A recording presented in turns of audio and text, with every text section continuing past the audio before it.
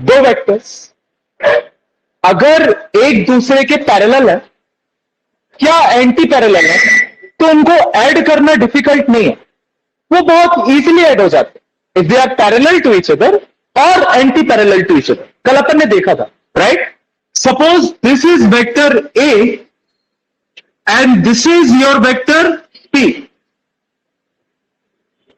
Shit,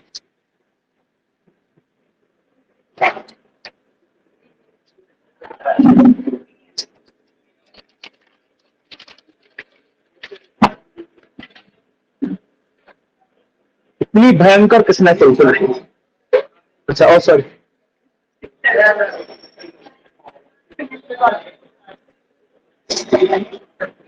कोई नहीं ठीक हो जाएगा थोड़ा सा। This is vector A and this is vector B. अब दोनों को अगर ऐड करना है तो बी को उठाओ और ए के आगे लगा दो, तो जो रिजल्टेंट निकलेगा R is equals to A vector plus B. एक रिजल्टेंट वेक्टर का जो मैग्नीट्यूड होगा वो दोनों वेक्टर के मैग्नीट्यूड के सम के इक्वल होगा। मान लो ए वेक्टर का मैग्नीट्यूड था 6 और बी का मैग्नीट्यूड था 4, तो रिजल्टेंट वेक्टर का मैग्नीट्यूड क्या होगा? 10, राइट? इस केस में और जो डायरेक्शन होगा वो सेम एज ए और बी, बिकॉज दोनों ही सेम डायरेक्शन में है। क्लियर? तो ये एक चीज हो गई। नंबर 2, अगर ये आपका है वेक्टर ए और ये आपका है vector B, now your vector B is not in the direction of vector A but anti parallel तो है, तो either it should be parallel और it should be anti parallel. तो ये एंटी पैरेलल है, उठा के इसको उल्टा कर दो, कर दिया तो ये हो गया माइनस बी वेक्टर, और उल्टा करके इसके साथ यहां पे क्या कर दो? लगा दो।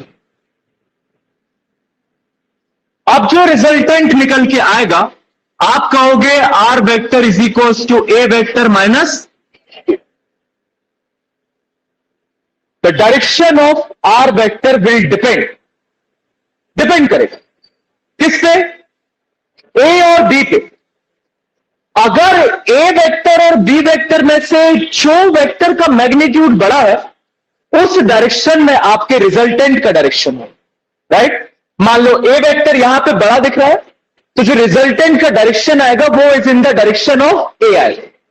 अगर यहां पे बी वेक्टर बड़ा होता तो फिर किसके डायरेक्शन में आता? बी। मतलब this would be the direction of R vector अगर बी बड़ा होता तो, राइट? ये दो ऐसे वेक्टर्स को ऐड किया है जो या तो पैरेलल है या एंटी पैरेलल।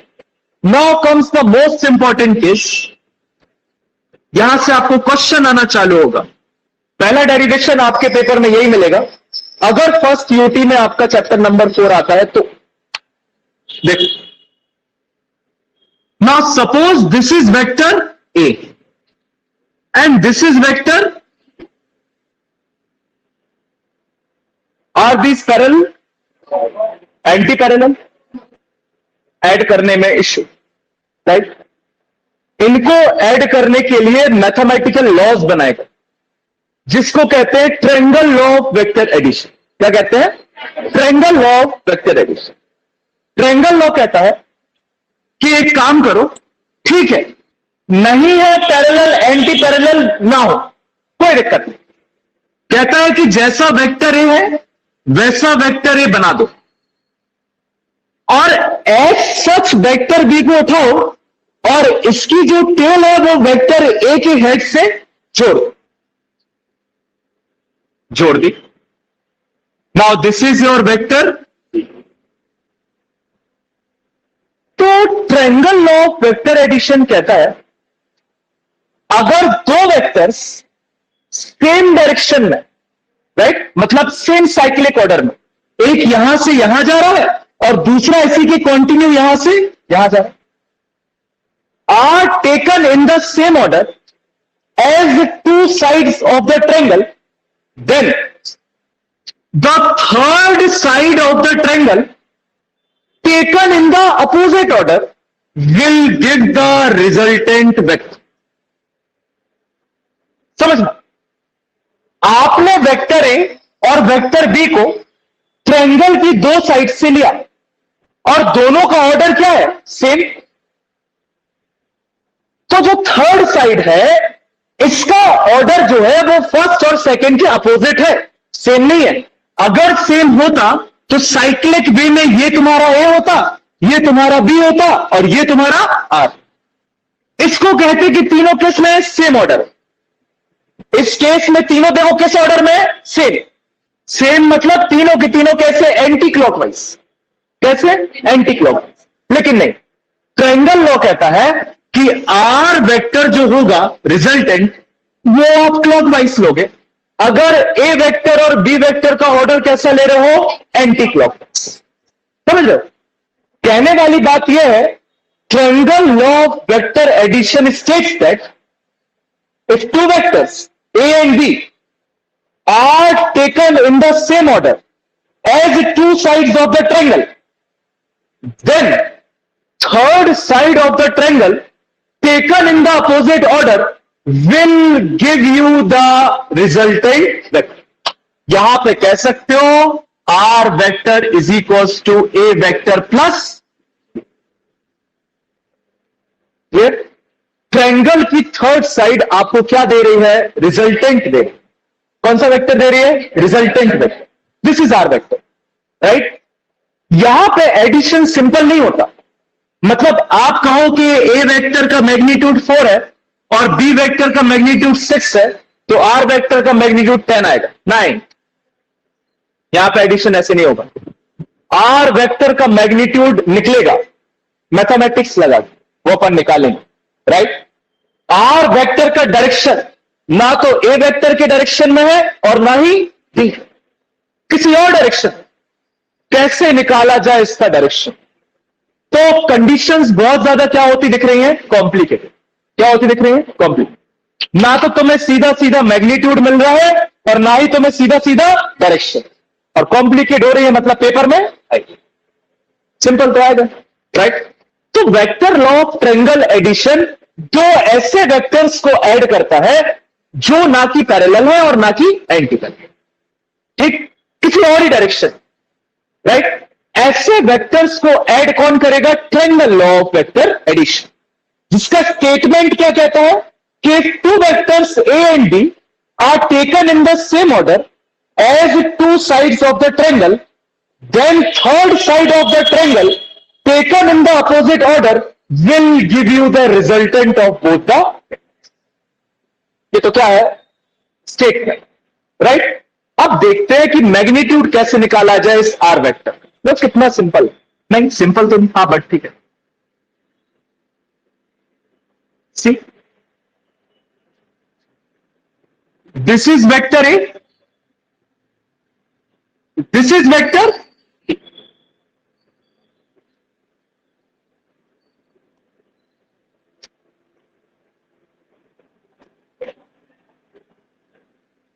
थोड़ा नीचे आ जाओ। This is vector A, this is vector, right?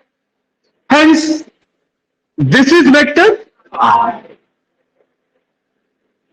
ये ए है, ये बी है और ये, मैंने कहा वेक्टर ए और वेक्टर बी दोनों थीटा एंगल पे इंक्लाइंड है। वेक्टर ए और वेक्टर बी के बीच में एंगल है थीटा। तो इस फिगर में विच एंगल इज थीटा? कौन बताएगा? Vector A inclined at vector B at angle theta. तो my question to you is which is angle theta? Very good. ये होगा? नहीं होगा।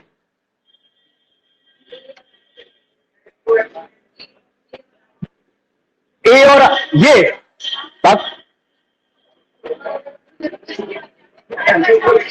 Excellent, very good. मैंने कहा वेक्टर ए वेक्टर बी के ऊपर थीटा एंगल पे इंक्लाइंड है।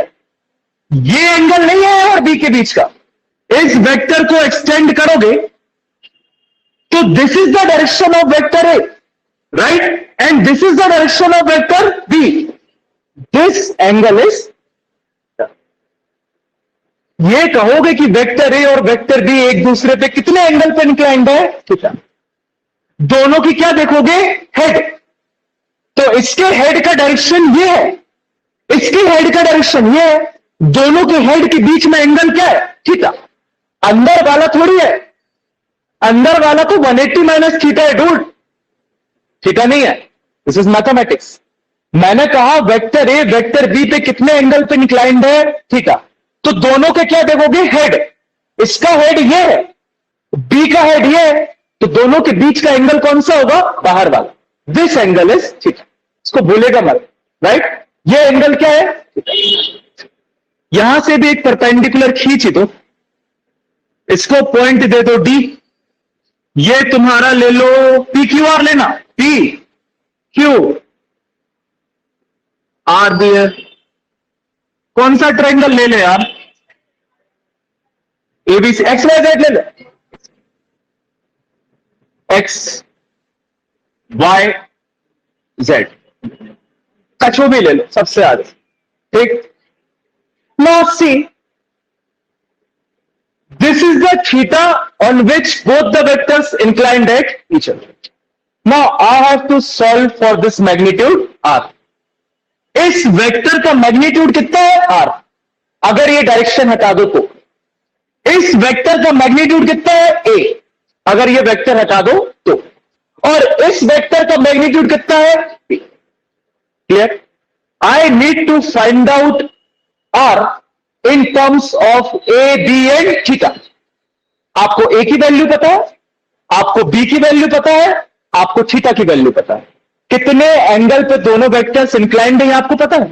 Now you have to find out the magnitude of r that should not be a plus B, जो कि a प्लस बी तो कतई नहीं होगा, राइट? क्या होगा देख सकते, देख लगाओ इसमें, इन ट्रायंगल यहां से, इन ट्रायंगल, बड़ा वाला ट्रायंगल कौन सा?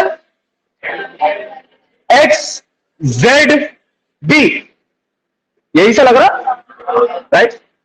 इसमें अगर पाइथागोरस लगाया जाए तो हो जाएगा एक्स जेड का square is equals to X D का स्क्वायर प्लस जेड डी का, देख सकते कि मतलब कि R square is equals to X D हो जाएगा X Y plus Y D, कोई दिक्कत का whole square plus Z D का होल स्क्वायर, ठीक? और देखो इसको दे दो इक्वेशन नंबर 1। एक्स वाई क्या है? बी पता है, कोई दिक्कत तो नहीं। ए एक्स वाई ए है, ठीक है, एक्स वाई ए है, और आपको वाई डी डिस्टेंस नहीं पता और जेड डी डिस्टेंस नहीं पता, जो कि आपको कैलकुलेट करने पड़ेंगे छोटे वाले triangles. In triangle Z Y D, इस ट्रायंगल में एक बार cos थीटा लगा दो और एक बार क्या लगा दो? Sine theta. दोनों डिस्टेंसेस निकल आएंगे। देखो पहले cos लगाना, साइन लगाना, क्या लगाना बताओ? साइन, कुछ भी लगा लो, cos थीटा। क्या होता है cos थीटा? बेस अपॉन, इस छोटे ट्रायंगल में बेस हो जाएगा वाई डी, हाइपोटेनस हो जाएगा Y Z. You can say Y D upon Y, right? तो यहां से वाई डी डिस्टेंस निकलते आ रहा है बी कॉस, क्योंकि वाई जेड कितना है? बी कितना है? B. I can write Y D is equals to B cos, equation number, और लगा दो इसी ट्रायंगल में क्या? Sine theta. साइन थीटा हो जाएगा परपेंडिकुलर अपॉन हाइपोटेनस, मतलब कि Z D upon Y Z, Y Z, मतलब कि जेड डी हो जाएगा B sine theta. Equation number 3। इतना काम तो हो गया, कुछ नहीं करना। ZD और YD की वैल्यू उठा के इसमें क्या करना है, पुट। क्या करना है, पुट। देखो R square is equal X Y कितना है, ए प्लस YD कितना है, B cos theta. B cos theta का होल प्लस ZD स्क्वायर मतलब बी साइन थीटा का होल। यहां से YD और ZD की वैल्यू निकाली छोटे वाले ट्रायंगल से और यहां पे पुट कर दी। ये पूरा का पूरा इक्वेशन थीटा ए और बी के फॉर्म में आ गया। यहां से आपका रिजल्टेंट निकल के आ जाएगा। देखो ब्रैकेट ओपन कर दो, R square is equal to A square plus B square cos square theta. कौन सी आइडेंटिटी लगा रहे, A square plus B square plus 2ab। तो ए का स्क्वायर किया, बी का स्क्वायर किया और 2ab करना है, तो प्लस 2ab कॉस, राइट। और साथ में क्या है, B square sine square theta, तो plus B square sine square, कोई दिक्कत नहीं। B square cos square theta भी है और B square sine square theta भी है, तो कॉमन ले लो, राइट।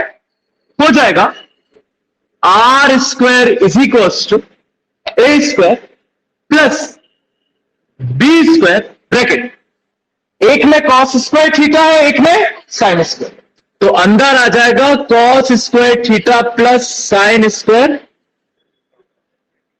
और प्लस बचा 2ab cos theta.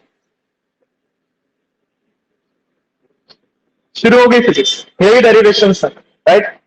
Cos square theta plus sine square theta, तो ये तो गया, तो आ गया R square is equal to A square plus B square plus 2ab cos theta. It implies that R is equal to root of A square plus B square plus 2ab cos।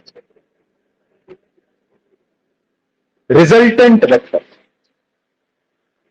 का magnitude A plus B तो पता ही नहीं होता, क्या होता है, root of A square plus B square plus 2ab cos theta, where theta is the angle between vector A and vector.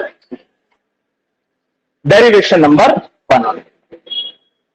फिर से समझिए, आपको निकालना था आर का magnitude in terms of A and B. किसके टर्म्स में, ए और बी, राइट।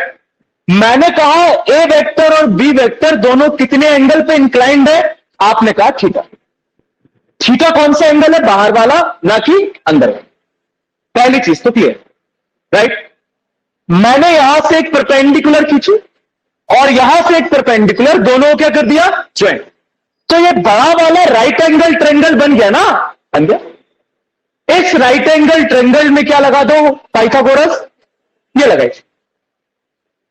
इस लेंथ का स्क्वायर इज इक्वल टू इस लेंथ का स्क्वायर प्लस इस लेंथ का, ये है एक्स वाई, ये वाली है एक्स डी और ये वाली है जेड डी।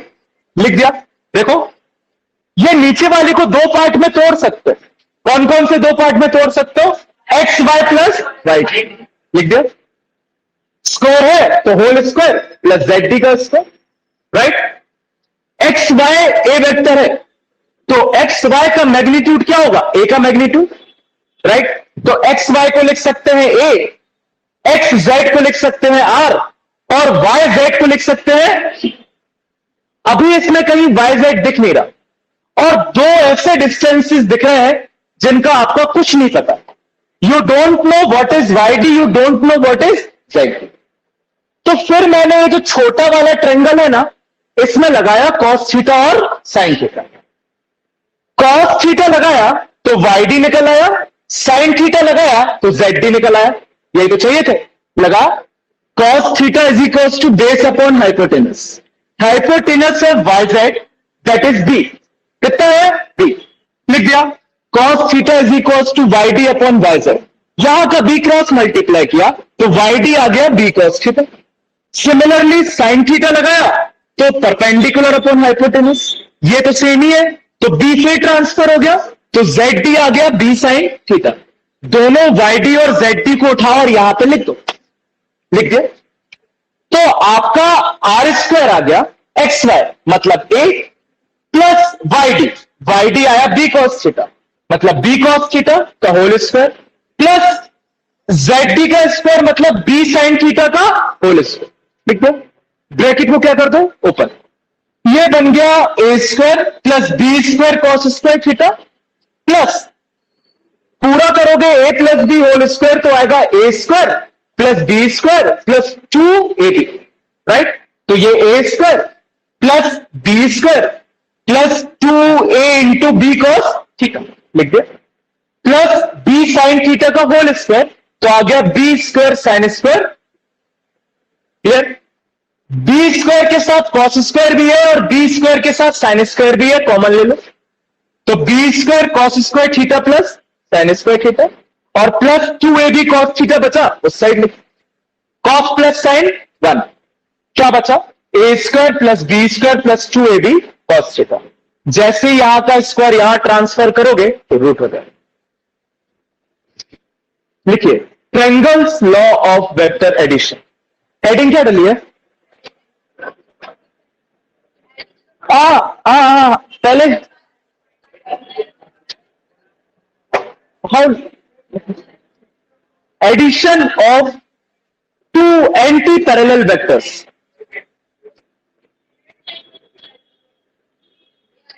एंटी नहीं, non parallel, sorry, addition of two non parallel. Anti तो हो गया ना, एंटी मतलब एक दूसरे के अपोजिट, एंटी गलत हो जाएगा, non non non parallel vectors, नहीं नॉन पैरेलल, हाँ non parallel vector.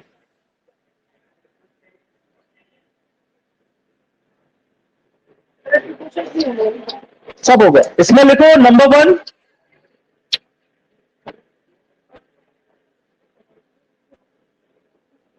Triangles law of vector addition. Triangle law of vector addition, vector addition.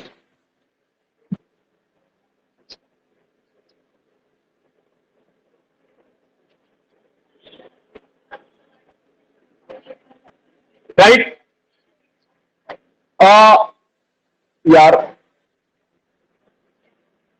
कुछ जगह ही नहीं बस। देखो ये ऐसा एक मैंने वेक्टर ए बनाया था ना और ऐसा कुछ एक वेक्टर बी बनाया था, ऐसे बना लो और इसके जस्ट बाजू में ये वेक्टर ए, ये वेक्टर बी और ये वेक्टर आर।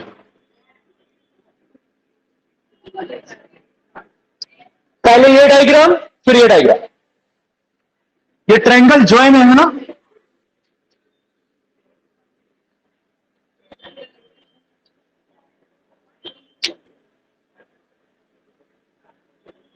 ये वाला डायग्राम बनाओ और जस्ट बाजू में ये।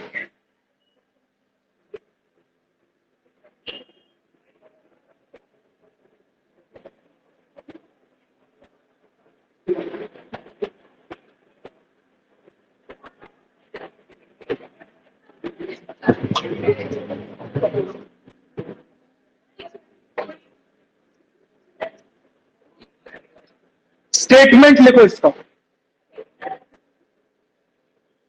Triangle law of vector addition का। बोले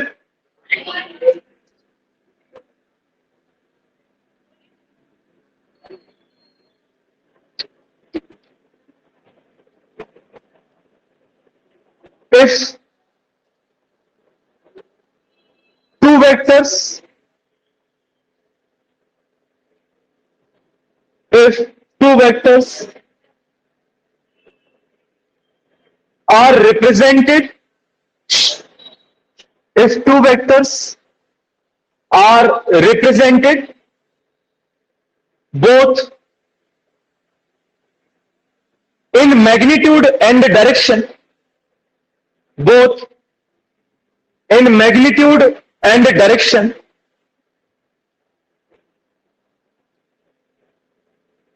by two sides of a triangle, by two sides of a triangle,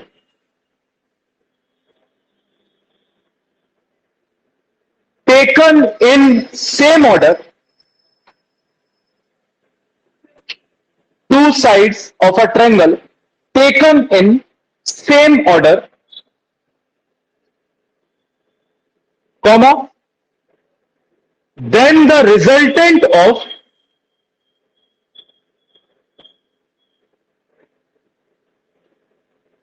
these vectors, then the resultant of these vectors is represented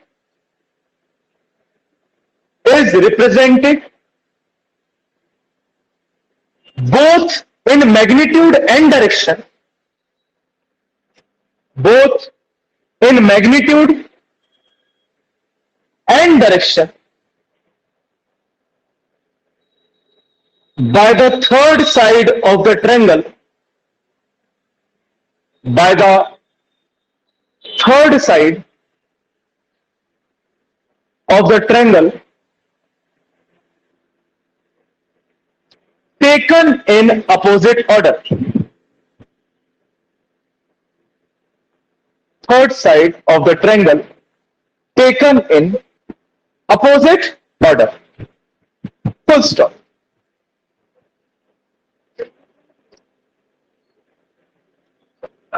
side heading डालिए, analytical method.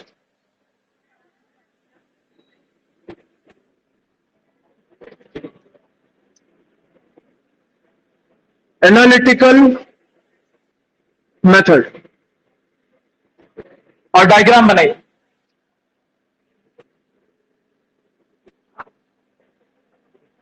एक minute, इस angle को भी बना लेना एक बार अल्फा, बताऊंगा ये क्या है।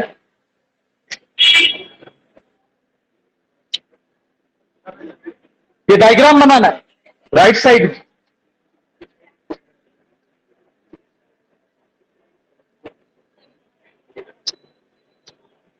पेज कहां पहुंचा? दिया था ना पेज, खा गए? अरे वो एक नंबर लिखने के लिए पेज दिया था, यहां हो गया कंप्लीट, यहां कहां है?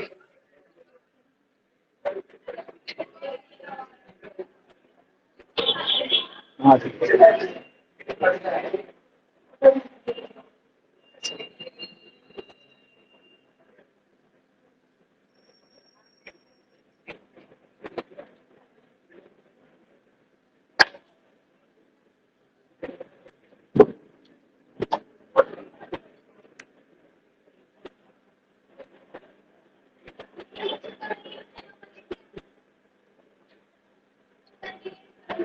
किसका? अच्छा वो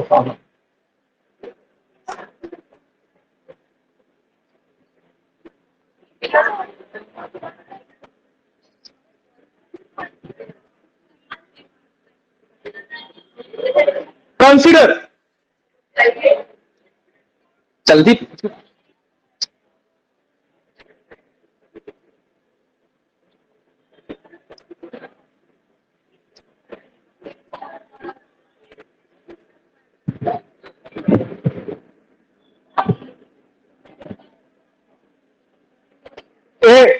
सबसे पीछे वाला रो हो गया, ये वाला रो भी हो गया, ये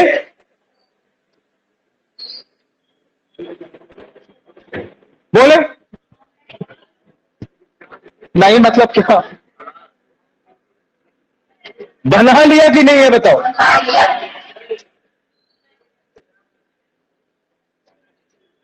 पेपर के बाद कोर्स हो, हमसे मत बोलो। केमिस्ट्री में कौन सा पेपर चल रहा है?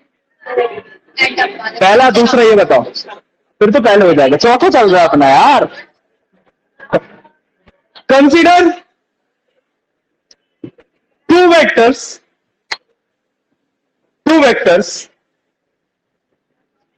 ए and B.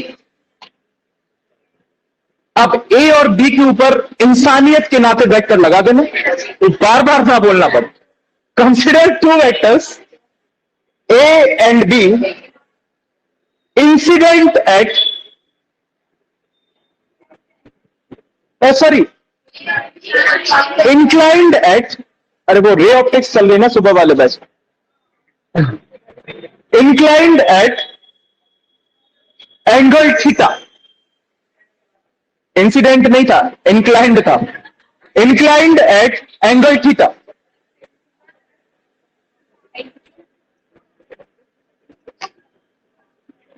Full stop. Then according to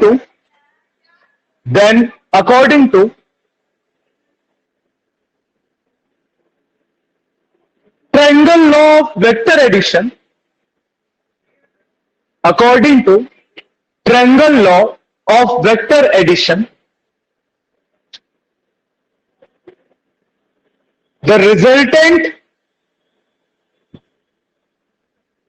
resultant is represented by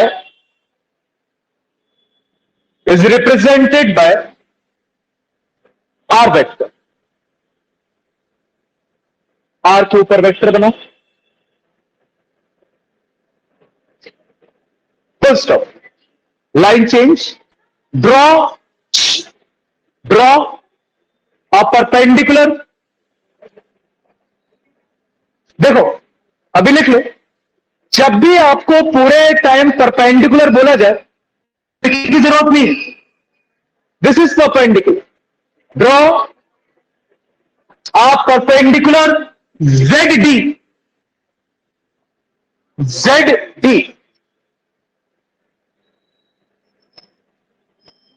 which meets XY,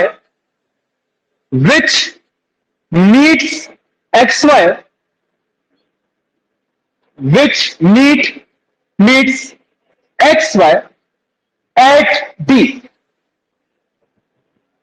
ये आप अपने फिगर को डिफाइन कर दो, जिसको बोलते हैं कंसिडरेशन। अगर कभी किसी डेरिवेशन में भूल जाओ कि कंसिडरेशन क्या था, this is a short trick. जो फिगर आपने बनाया है उस फिगर को क्या कर दो, डिफाइन। आप एक मिनट, आप किसी भी डेरिवेशन का, आज मैंने बोल दिया ना, आने वाले टाइम में आप किसी भी डेरिवेशन का consideration, that is totally you are defining the figure. तो ये शॉर्ट ट्रिक फिजिक्स में याद रखना, आप अगर कोई कंसीडरेशन भूल जाते हो तो आप फिगर को क्या कर दो, वहां डिफाइन, राइट। हाँ बोलो क्या, X Y at D full stop. देखो इन ट्रायंगल एक्स, कितना हल्ला कर रहे हो यार, एक आपका नाम लेके बोल दूं क्या भी, कल ही समझाया था ना।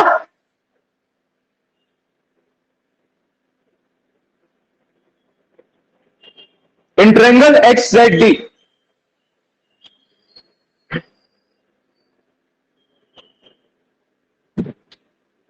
लिखो first step, second step, equation number 1।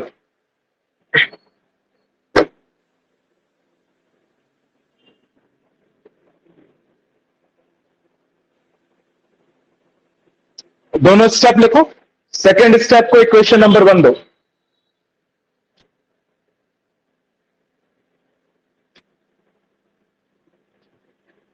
As such लिख लो, यहां से लेके यहां तक।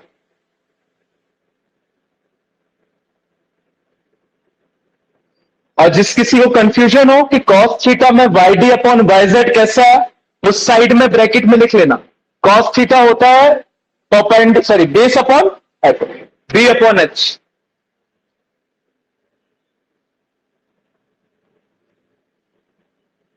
सिर्फ यहां तक लिखना है, इक्वेशन नंबर 3 तक।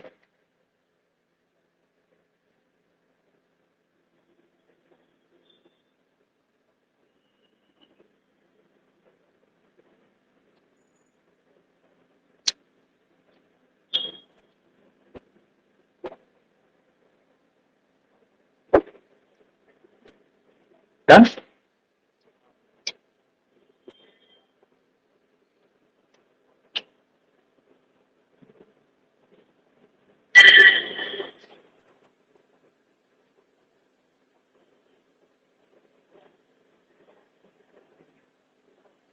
Putting the values in equation 1.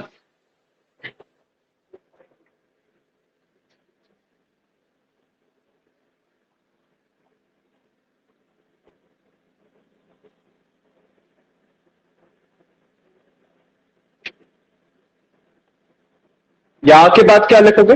Putting the values in equation 1, और ये पूरे पांचों स्टेप लिख लो, लास्ट वाले में ब्रैकेट बना लेना।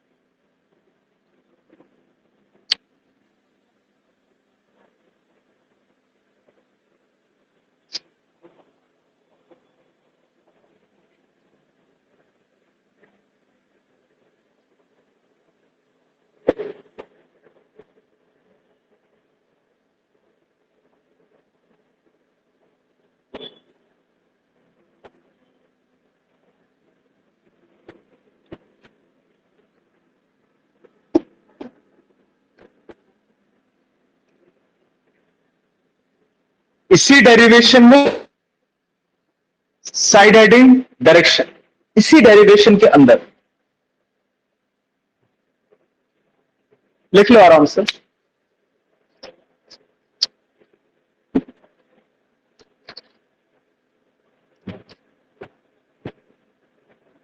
ऐसा कोई जिसने इसमें नहीं लिखा? सबने लिख दिया? एक्स्ट्रा किस किस का लिखा जो क्लास में नहीं है? दीपशिका का, बस, और किसी का तो नहीं लिखा? देखो अभी क्लास के बाद कोई इश्यू नहीं है जो बच्चे नए आए हैं, लेकिन wait, right, it's not necessary कि आपको इतने जल्दी मेन ग्रुप में ऐड होना है। आप आराम से हफ्ते भर क्लास करके देखिए, कोई इश्यू नहीं है। इसके बाद आपको ठीक लगे आप इन्फॉर्म कर देना, भैया ऐड कर दो, मैं आप लोगों को एक हफ्ते बात कर दूंगा, राइट। द ओल्ड स्टूडेंट्स, इसमें से भी अगर किसी को कोई इश्यू है they can tell me, right, but those who will be added in the main group they have to submit their fees in the next 10 days, right? It's been 1.5 months. Clear to everyone? Okay. Not full fees, the first installment. हाँ. तो वही बता रहा है, अभी समझा रहा है। ये अगर स्ट्रेट लाइन में है ना, उसके लिए भी ये फॉर्मूला वैलिड है, ये सबके लिए लग जाएगा। स्पेशल केस आ जाएगा, theta is equal to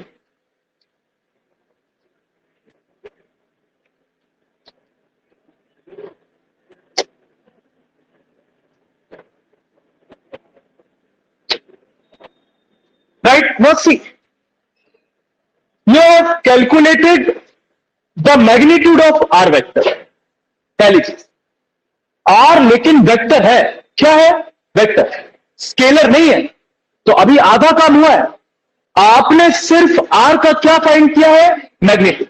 now you will find the direction. अगर वेक्टर्स पैरेलल और एंटी पैरेलल होते थे तो आप कह देते थे कि R vector is in the direction of A vector, क्या कहते थे? या R vector is in the direction of B vector. यहां आर ना तो ए के डायरेक्शन में है ना ही बी के, लेकिन आर ए वेक्टर के साथ कितना एंगल बना रहा है? अल्फा। तो यहां पे आपका डायरेक्शन कौन देगा? tan alpha, right. यहां पे आप डायरेक्शन कैसे बोलोगे कि जो मेरा रिजल्टेंट वेक्टर है ना, वो ए के साथ 40 डिग्री पे इंक्लाइंड है। मतलब उसका जो डायरेक्शन है वो 40 डिग्री टू ए है। क्या है? 40 degree to A.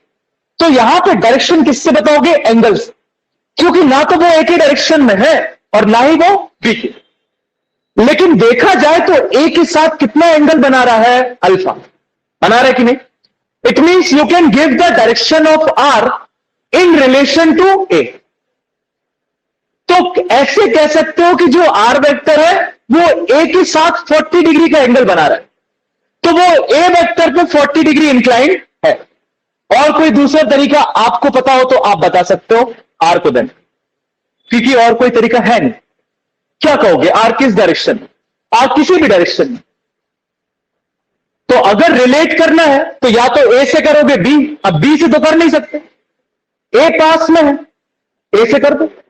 So this tan alpha will give the direction. tan alpha क्या देगा? डायरेक्शन। यहां पे देख के आप बोल सकते हो tan alpha is equal to ZD upon XD। ये होगा। tan अल्फा क्या होता है? Perpendicular upon base. तो अगर ये अल्फा है तो अल्फा के सामने वाली साइड क्या हो जाएगी? परपेंडिकुलर। और अल्फा से लगी हुई साइड क्या हो जाएगी? Base. I can write tan alpha is equal to ZD upon XD, और I can write tan alpha is equal to ZD कितना है? तो B cos theta, B sin theta है, upon A plus B cos। क्यों? ये distance कितना है नीचे वाला? This plus this. ये क्या है? A। और ये कितना है? B cos theta. और ये डिस्टेंस कितना निकाला था? B sin theta. I can write tan alpha is equal to B sin theta upon A plus B cos। कोई दिक्कत? तो यहां पे आपका ये क्या देगा? डायरेक्शन। क्या देगा? Clear to everyone? लिख लीजिए, डायरेक्शन के अंदर लिखिए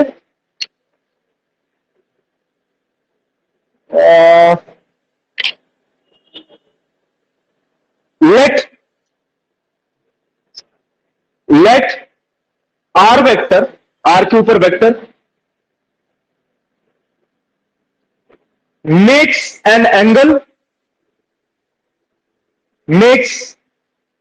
angle alpha with a vector,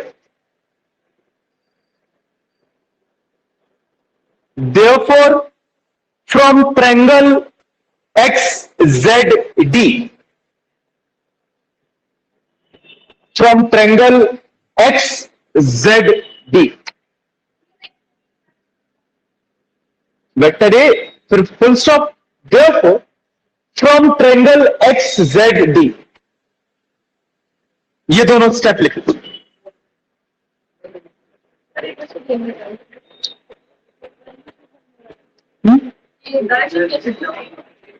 पता है? तो जब इसको सॉल्व करोगे तो अल्फा की कुछ वैल्यू निकल के आएगी, कितने डिग्री, तो वो डायरेक्शन देगा। हाँ, ये दोनों स्टेप लिखो। हाँ बताएगा, अभी अभी दे रहे स्पेशल, कुछ टेंशन मत लो, दोनों डायरेक्शन बताएगा।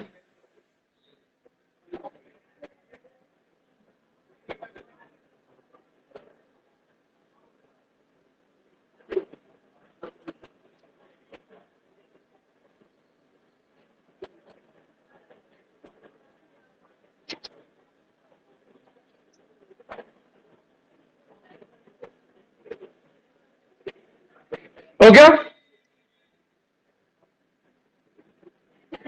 हटा दो इसको।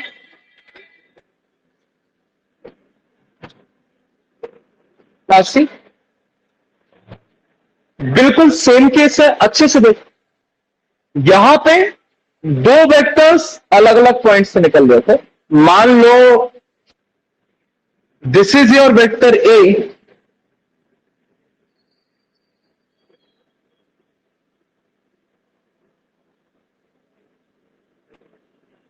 ये वेक्टर ए है और ये वेक्टर, राइट, दोनों वेक्टर्स अब सेम पॉइंट से निकल रहे हैं। कहां से निकल रहे हैं? Same points, right.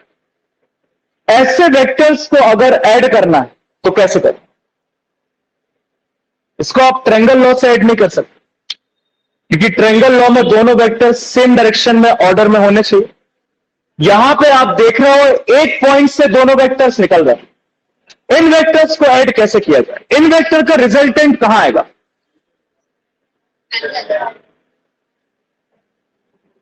इन वेक्टर का रिजल्टेंट कहां बनाना चाहिए आपको, ये बताओ। ठीक, देखो ऐसे समझ में आएगा।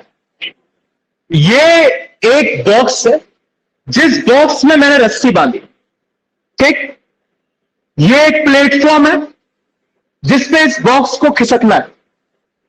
रस्सी का एक छोर यहां ऊपर ले गए और रस्सी का दूसरा छोर यहां नीचे ले गए, ठीक। एक बंदा ऊपर से फोर्स लगा रहा है F1 और एक बंदा नीचे से फोर्स लगा रहा है F2। दोनों vectors, force is a vector quantity.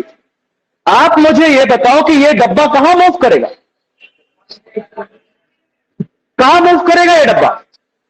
ये डब्बा इस डायरेक्शन में सीधा मूव करेगा, करेगा कि नहीं? आपने इस डब्बे को रस्सी से बांधा, एक फोर्स ऊपर से लगाया, एक नीचे से। ये डब्बा कहां मूव करेगा? सीधा। तो अगर ये एक वेक्टर है और ये दूसरा वेक्टर है, दोनों रिजल्टेंट कैसे निकल रहा है? सीधा निकल रहा है। If this is your vector A and this is your vector B, then this would be your vector R. ठीक, अब ये R अगर निकालना है तो इसको क्या कर दो? ज्वाइंट, और इसको क्या कर दो? क्या बन गया ये? Parallelogram. Another law is parallelogram law of vector addition.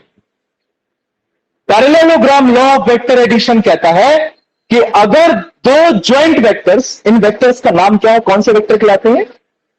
अरे कुछ अच्छा सा था,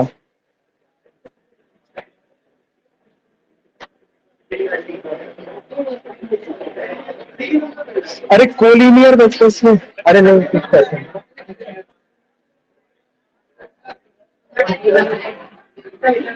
कोई से बता दो, कोई से वेक्टर कहते हैं, बता। बुक में ही नहीं लिखा, लेकिन हमें पता था, पहले हमने पढ़ा था ग्रेजुएशन में।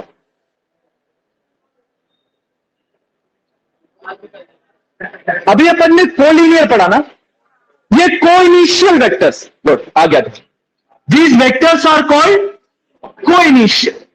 एक बार गूगल पे वर्ड का मीनिंग देखना, कोइनिशियल, जल्दी।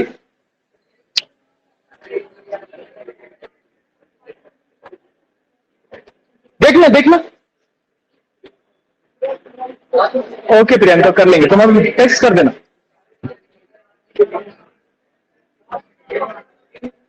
क्या है कोइनिशियल? देखो सही है ना, सेम इनिशियल पॉइंट से दो वेक्टर निकले तो क्या कहलाएंगे? कोइनिशियल। तो अगर दो कोइनिशियल वेक्टर्स को ऐड करना है तो parallelogram law of vector addition use करना पड़ेगा, जो कि कहता है if two vectors are represented by two sides या two opposite sides of the parallelogram, adjacent sides, sorry कौन सी है ये? Adjacent. If two vectors are represented by two adjacent side of the parallelogram, then the resultant of that vector will be given by the diagonal of the parallelogram. तो उसका resultant किससे पता पड़ेगा? Diagonal. If this is vector A and this is vector B, then diagonal R is the resultant of vector A and vector B. यहां पे आप लिख सकते हो R vector is equals to A vector। कोई दिक्कत? बिल्कुल लिख सकते। प्रूफ बिल्कुल टू कॉपी सेम है as triangle law of vector addition. देखो कैसे, देख लो, ये आप कल होमवर्क में करके लाओगे। ठीक है, इसको फिर से क्या कर दो, एक्सटेंड, और यहां से इसको क्या कर दो, ठीक। ये दोनों वेक्टर कितने एंगल पे इंक्लाइंड है, थीटा। अगर ये एंगल थीटा है तो ये एंगल भी क्या होगा, कोई दिक्कत, कौन से कहलाती है, corresponding angle. If this is whole angle is theta, this is also theta. आपने इसको एक्स लिया था क्या, इसको डी लिया था, इसको वाई, और इसको आप कुछ भी ले लो, जो लेना, पी क्यू आर एस ले लो, इसी तरह से P Q R S T. ठीक, आपको फिर से प्रूफ करना है आर के, किसके फॉर्म में, थीटा। देखो इस वाले ट्रायंगल में लगाओ तो आ जाएगा पी आर का square is equals to P T का स्क्वायर प्लस आर टी का, यही आएगा। पी आर क्या है, आर स्क्वायर, पीटी को क्या लिख सकते हो, P S plus S T का प्लस आर टी का, पी एस क्या आ जाएगा, ए, एस टी फिर से तुम्हारा थीटा से निकल के आएगा बेस अपॉन हाइपोटेनस, क्या लगाओगे, कॉस, तो वही आ जाएगा बी कॉस थीटा। बिकॉज अगर ये वेक्टर बी है तो ये वेक्टर भी क्या होगा, या कह लो इसका मैग्नीट्यूड बी है तो इसका मैग्नीट्यूड भी क्या होगा, तो यहां पे वही आ जाएगा ए प्लस बी कॉस थीटा का होल स्क्वायर। और आर टी ये डिस्टेंस क्या आएगा, परपेंडिकुलर अपॉन हाइपोटेनस, तो वही सेम बनेगा बी साइन थीटा। मतलब पूरी गणित होके आंसर यही आना, R is equal to A square plus B square plus 2ab। Same है प्रूफ, कोई दिक्कत तो नहीं, बिल्कुल सेम है, वही ट्रायंगल उठाना है, बस एक चेंज आया कि ये डिस्टेंस और ये डिस्टेंस क्या है, सेम। तो आपका अगर ये बी है तो ये भी क्या होगा, बी, क्या होगा, तो आप इसके मैग्नीट्यूड को यहां यूज कर लो, you will get the same answer. तो triangle law of vector addition दो नॉन पैरेलल वेक्टर्स को ऐड करता है, parallelogram law of vector addition दो कोइनिशियल वेक्टर्स को, कौन से, कोइनिशियल, क्लियर, दिस इज, लिखो parallelogram law of vector addition, parallelogram law of vector addition.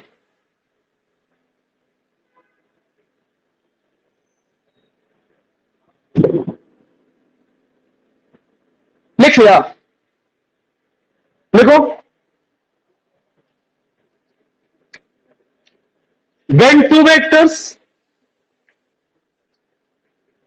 are represented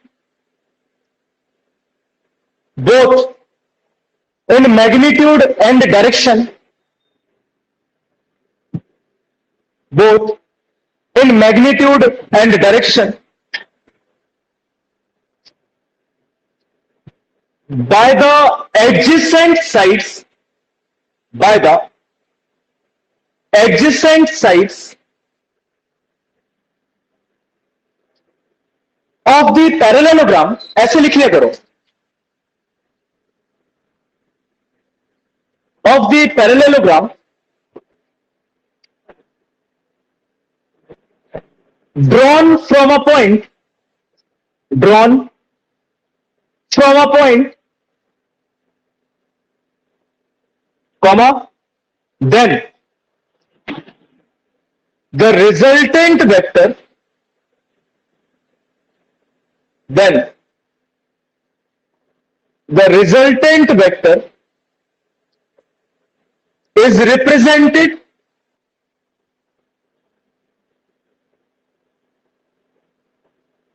by the diagonal of the parallelogram, by the diagonal of the parallelogram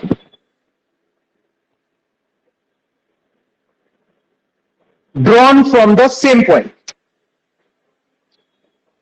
drawn from the same point. Exam में आपको statement लिखने आता है, same point drawn from the same point. देखो इसी point से सब कुछ ड्रॉ किया गया है, दोनों वेक्टर भी और डायग्राम बना लो। ये वाला नहीं, ये वाला।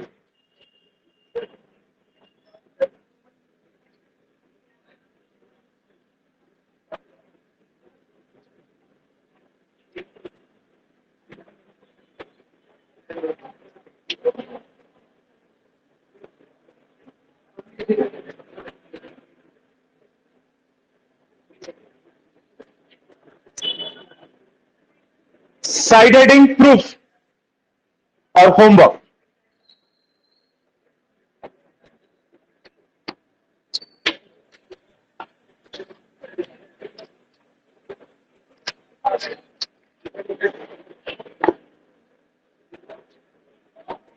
विवेक कहां गया आज तक?